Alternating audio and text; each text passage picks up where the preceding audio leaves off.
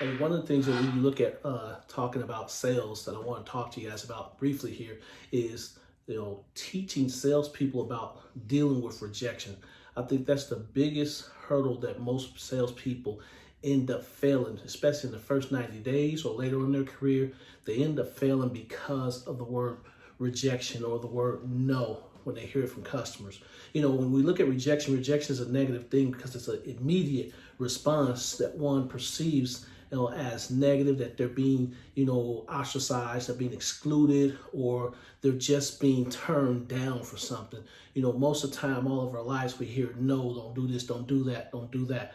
But we gotta get them to understand the purpose and the meaning of rejection, and that in sales, you're gonna deal with rejection. And if you don't deal with rejection that well in sales, your career is gonna be short-lived. And a lot of times it can be a really huge psychological factor, especially once a person's heard no over and over from a customer, or they've had the rejection from that customer, and it's still in the back of their mind when they go to the next customer. So when you're dealing with salespeople, you need to get them to understand they're going to be rejected. They're going to hear no. Expect the worst from people and be surprised by the best. You have to earn their business. You have to look at it like this here.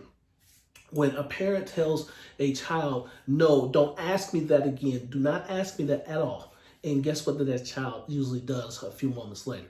They ask again and eventually get what they want. The same rejection happens with a customer. They're telling you no currently right now just because the fact that they have not gotten enough information from you yet, or they don't like you yet, or they have not built some relationship with you yet, or they're just not at that phase and don't want to be pushed. So you have to begin to work for that sale. And a lot of salespeople don't want to work for that sale this day and age. You have to slow them down so you can speed up the process. Find out why they're saying no.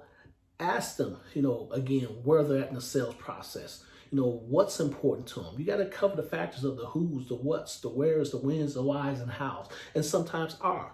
And asking customers the correct questions and timing it with that and slowing that customer down to build a relationship with that customer, to find out more about that customer, get them talking about themselves. If you get the customer talking about themselves, guess what they're going to end up telling you? Yes, eventually, once they begin to do 4 phases. And this is how you deal with rejection. Get people to like you, build a relationship with them, begin to get them to listen to you. If they like you, they'll do that. And they believe you if you know what you're talking about, know your facts, know your product, know where you're at, in the sales process, know your area, know your market, and they'll get into negotiations and they buy from you. It's that simple. Listen, this is just a small tip on how to handle rejection. You got to be able to get over the word no. You got to understand that you're going to be rejected before you finally hear yes, because the yes is the reward of the hard work of a salesperson who took the time to investigate, to take time to slow the customer down so they can zero in and speed up exactly on the problem that that customer has. Because that customer comes to the dealership with a problem.